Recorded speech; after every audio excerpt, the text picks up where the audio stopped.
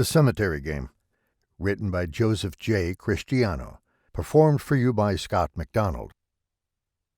This one is for Gary. All you that in the condemned hold do lie, prepare you, for tomorrow you shall die. Watch all and pray. The hour is drawing near, that you before the Almighty must appear. Examine well yourselves. In time repent, that you may not to eternal flames be sent. And when Saint Sepulchre's bell tomorrow tolls, the Lord above have mercy on your souls. Author unknown. Bellman's Chant for the Condemned. Newgate Prison, London. 1. The Twins. Chapter 1. Like riding a bike. David Walsh became aware of a distant pounding, as if a giant were making its way ponderously in his direction. Ridiculous. Of course. There were no giants on St. Thomas, even in his dreams. There were plenty of beautiful women, supermodels really, and they laughed at his jokes and sipped wine and champagne, while the mid-afternoon sunlight turned the beach into the tropical paradise he remembered from his one and only visit. The pounding continued, getting louder. The girls around him became translucent, although they seemed not to notice. David's eyes whipped in all directions. He was horrified to see the beach becoming less distinct, the ocean receding farther into the distance. No, he murmured. He dug in, tried to hold his ground, to will the women back into existence. They continued their fade-out until he found himself alone. The women were gone. The ocean was gone. Even the sands were slipping away. He doubled his effort, willed himself away from the large sofa upon which he lay, but the attempt served only to awaken him further. The pounding again. No giant, of course, just someone at his front door. David groaned his annoyance into the cavernous living room. The dream was gone, replaced by his home in the Hollywood Hills. He became aware of the dull throbbing that seemed to have taken up permanent residence behind his eyes. He groaned again and massaged his temples. Someone better be dead. The irony of that thought would not occur to him until later. The knock repeated itself, and he recognized the pattern. He rolled off the sofa and steadied himself with one outstretched arm. His bare feet found several empty beer cans lying crushed on the oriental rug. They clattered across the hard wood in various directions. David swore, teetered, but managed to keep his balance. The dull throbbing behind his eyes graduated to a pounding. He shook his head to clear it, and grimaced when the movement brought only more pain.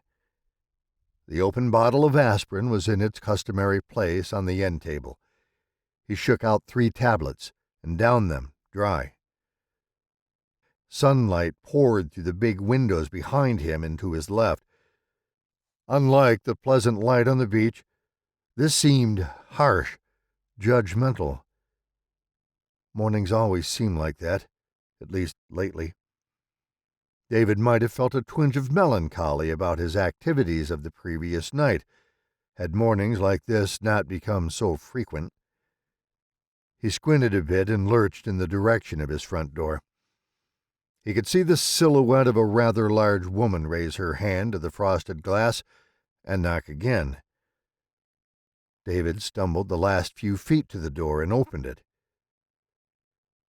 Joyce Clark was his manager, his friend, in some way that David could not codify, and a shockingly poor substitute for the supermodels whom he had just left on the beach on St. Thomas. She was short, squat, and morbidly overweight. Her white hair was pulled back so tightly she appeared bald from a distance. Her features were stern, even when she smiled. She was smiling broadly now. "David!" She clapped him on the shoulder and moved past him across the threshold. David remained at the door for a moment before he closed it. "Come on in." Joyce crossed the living room and tossed her enormous pocketbook onto the sofa. She plopped herself down next to it, and the springs squealed their protest.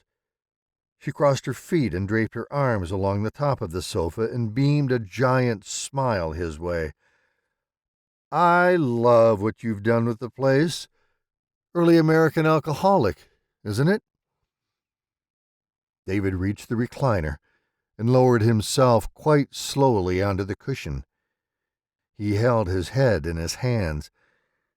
"It's a little early in the morning for recriminations, isn't it, Joyce?" "It's 12:47, she replied, after a glance at her watch. "In the afternoon.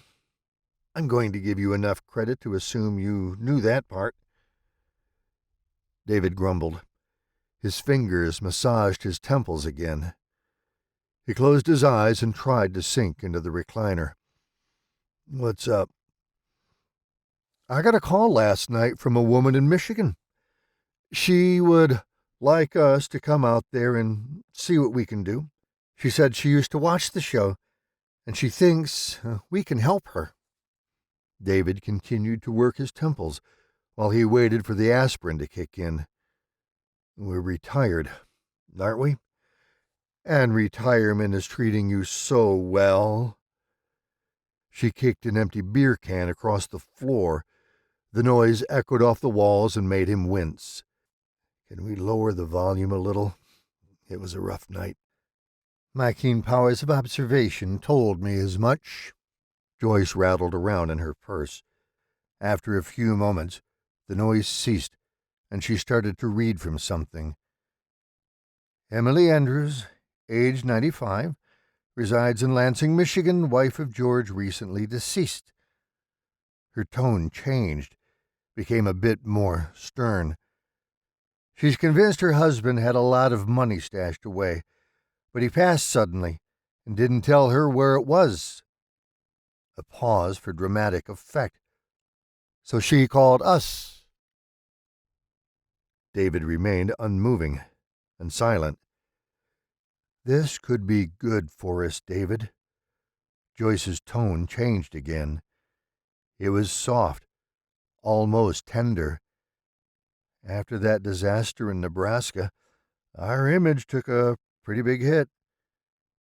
People out there think you're only in this for the money." He still did not move. The throbbing behind his eyes had finally begun to let up a bit. "I thought we didn't take clients like that. Doesn't play well for the camera, right? Even the recreation is boring.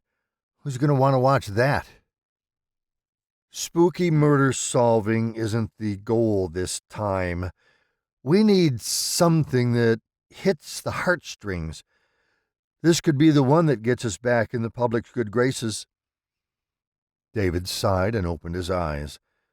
"Joyce, look at this house. Go down to the garage and look at the 4 cars I have in there. While you're at it, go out to the rear deck by the pool and gaze out at the hills. Then fly out to the Hamptons and see what Di has. Does it look like we give a shit about the public's good graces?" He sounded harsh, even to himself, and he regretted it immediately. It wasn't Joyce's fault he was hungover. He nearly apologized, but he'd learned long ago not to show any weakness in front of her. He shut his eyes again. "David, look at me." My eyes hurt. It wasn't a request. David turned his head slowly, so as to not bring back the throbbing. He opened his eyes a sliver. Joyce was sitting forward with her hands in her lap. Her demeanor had changed drastically since her arrival. Her smile was gone. Her jovial tone vanished. Her faded blue eyes were serious and pleading. He didn't need Di to sense Joyce's desperation. We need this. My office receives calls every day about the two of you and what happened in Nebraska. Most are people looking for an interview, but a good number of them end with death threats against you and Diane, against me. I'm not living my life this way, David, and I'm not acting as a buffer for you and your sister anymore. She took a breath and visibly calmed herself.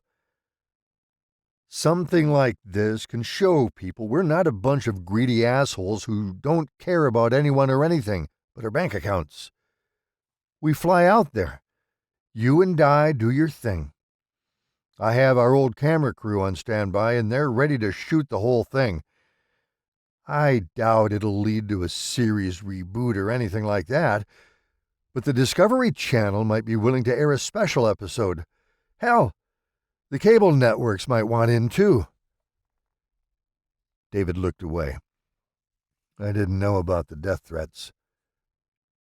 Joyce's voice was even. Of course you didn't. I was keeping that part to myself until you leveled out. But now you should know, and we should go out there and help this poor woman and get on someone's good side for a change. She swallowed loudly. What do you say? I don't know, Joyce. He shook his head slowly.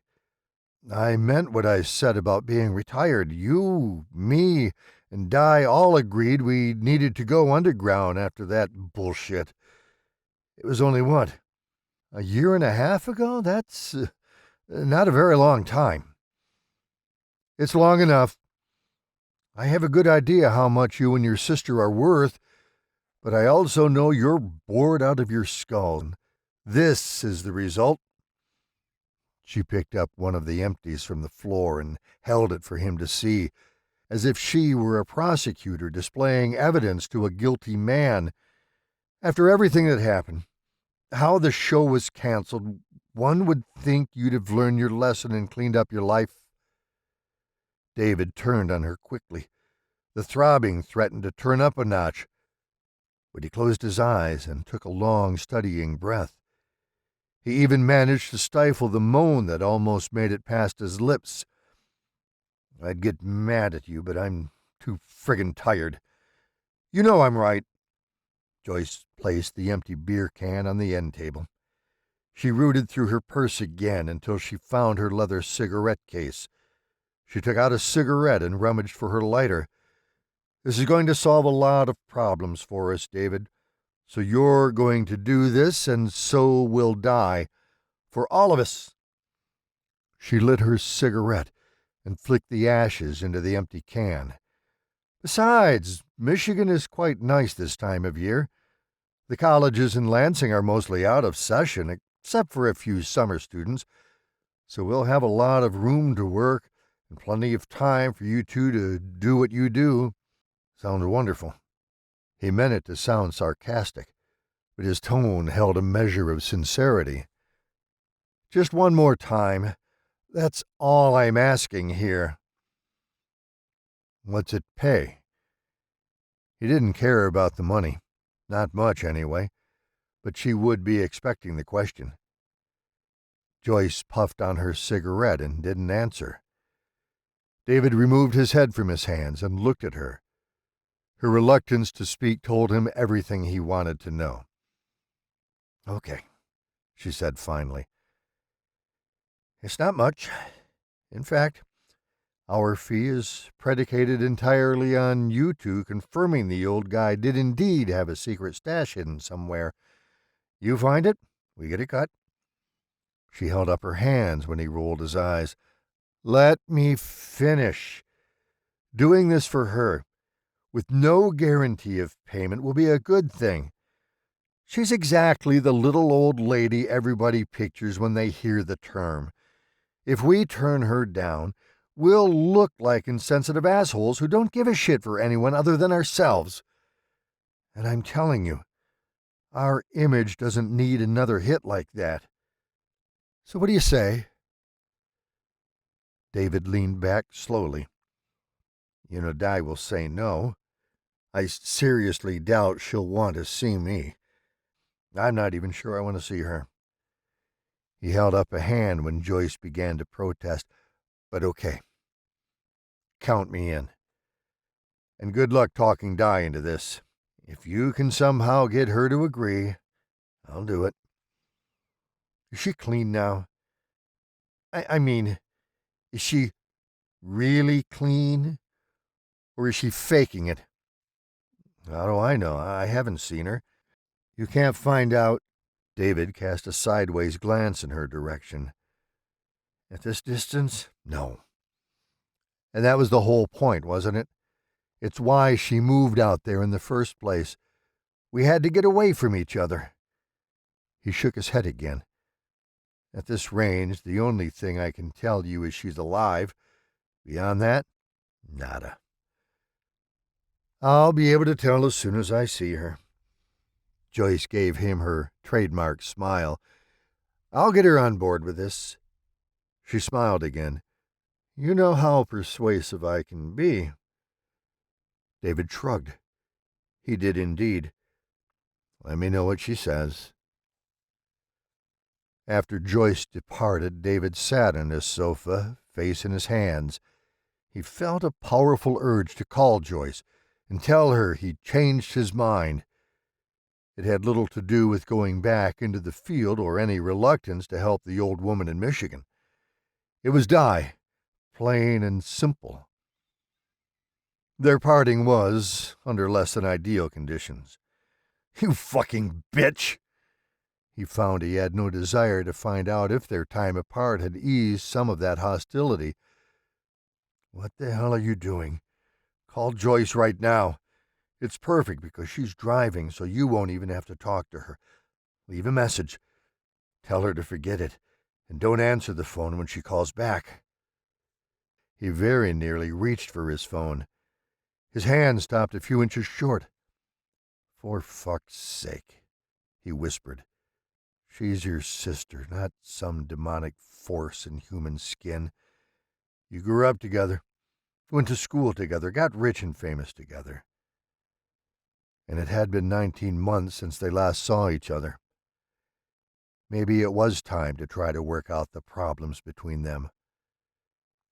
David did not call Joyce to cancel the plan. 3 days later, a messenger arrived with his plane ticket. Diane Walsh poured 2 cups of coffee and took them to the kitchen table. She placed one in front of Joyce and took the chair across from her. "Thank you, dear," Joyce said with a smile. Diane returned her smile, hoped she appeared sincere. "Any time." She was surprised to see Joyce at her front door, but in retrospect, she should have known it was coming. It had been at least 9 months since she last called, and she had never crossed the country to visit. But back then, Joyce was still trying to salvage the show. Her absence led Diane to believe she had finally accepted it was over. And yet here she was. Joyce's visit could mean only one thing. "Where's the job?" she asked before Joyce could begin her sales pitch. Joyce looked surprised, but her act did not fool Diane. Her manager was far too clever to think the reason for her visit would not be obvious immediately. "Oh, please, you didn't fly across the country just to say hello."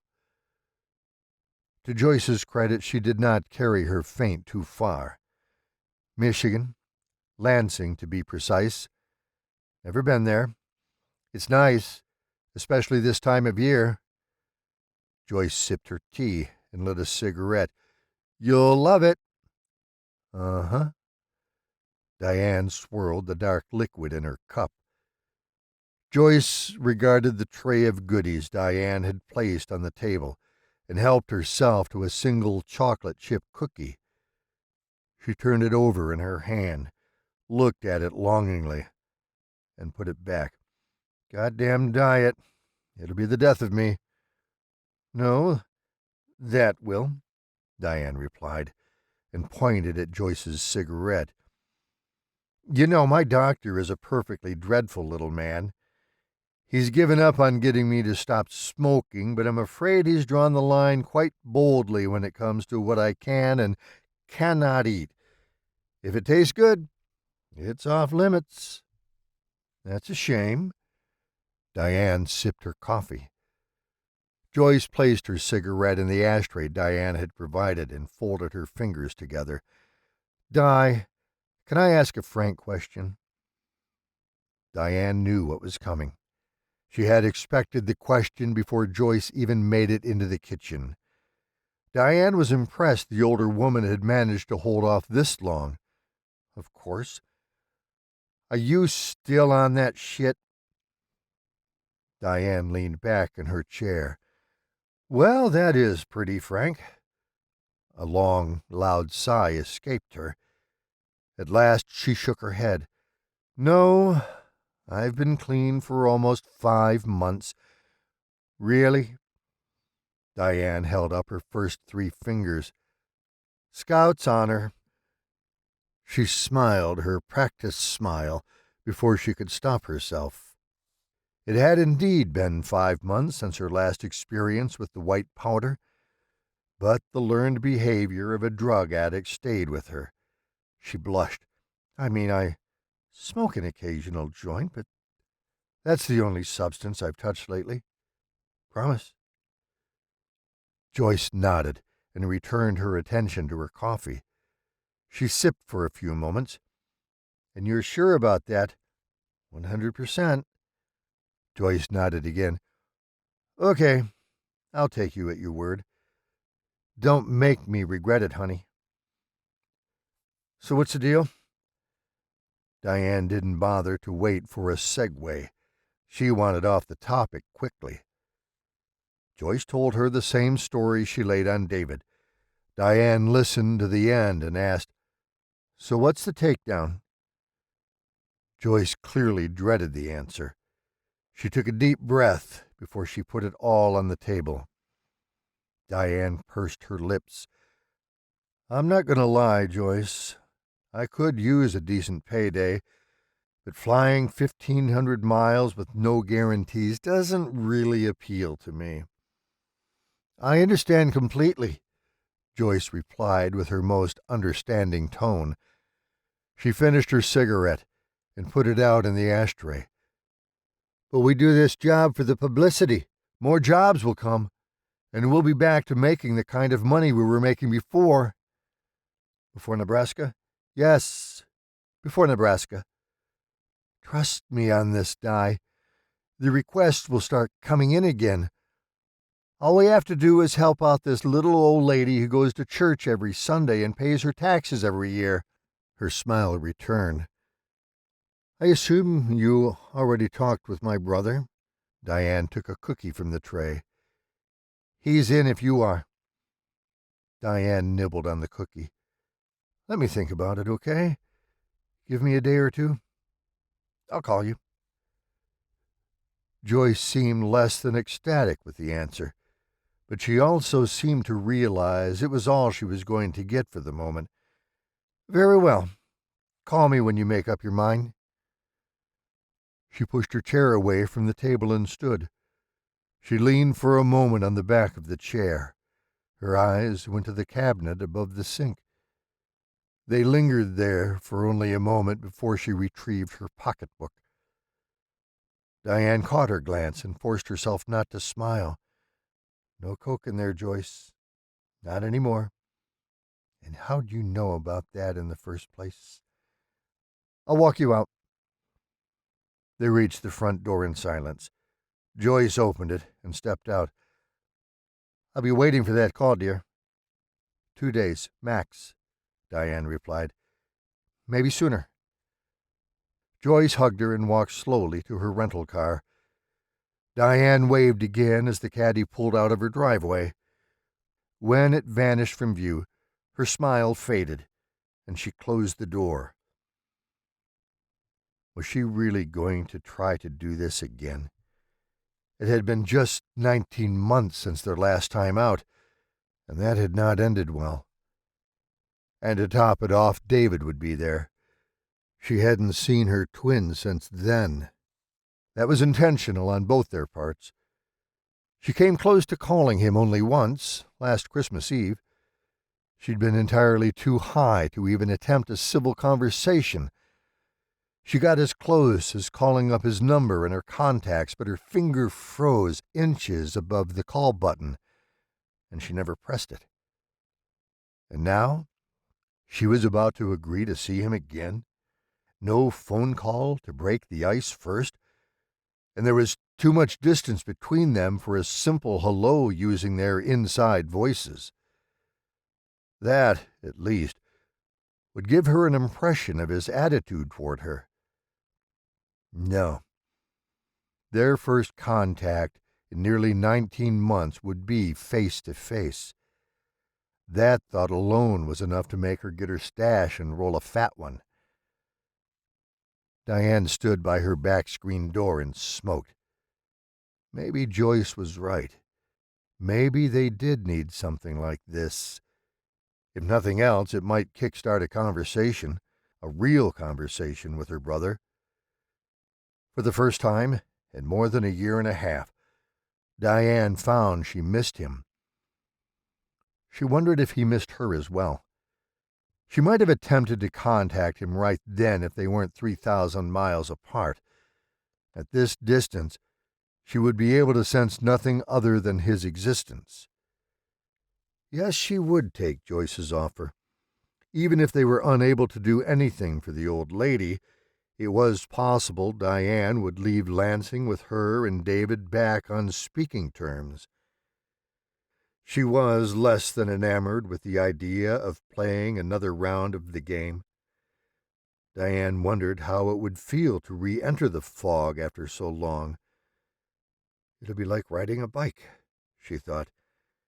Yeah, I don't know about that, she answered herself, but we'll give it a go. She nearly picked up the phone to call Joyce, but in the end, she waited the 2 days. The last thing she wanted to appear was enthusiastic.